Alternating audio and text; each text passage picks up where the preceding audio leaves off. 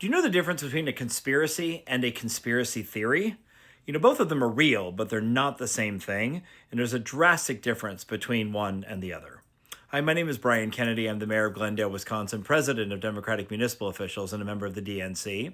Follow me primarily for local government and Democratic Party content, although sometimes topics like today come up that have nothing to do with either the party or local government, but are certainly interesting, at least to me anyway.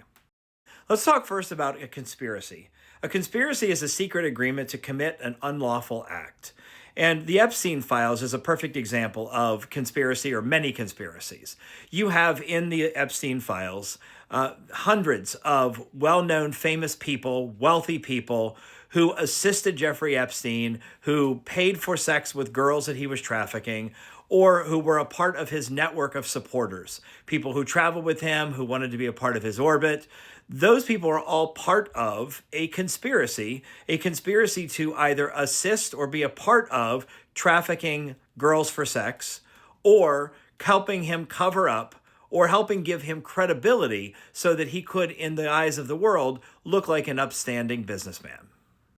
As you go through many of the documents in the Epstein files, one of the things that you find is facts. Facts that essentially connect the dots. Right? We're not making up assumptions here. We're not trying to create and string together a bunch of things to make a theory.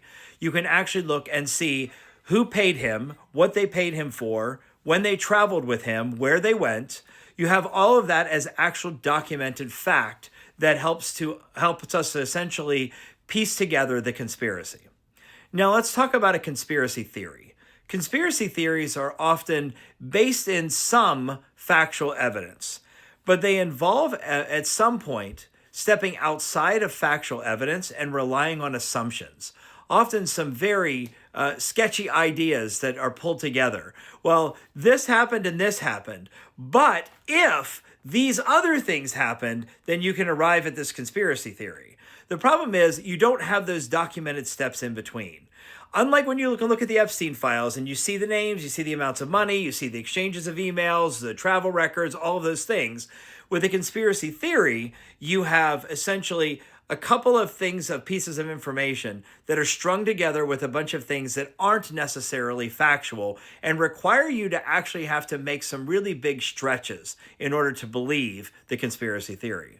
But the key to understanding the difference is to understand which ones actually have evidence, which ones actually have facts, and which ones require you to step outside of that factual comfort zone and embrace or accept ideas or make connections that aren't necessarily there.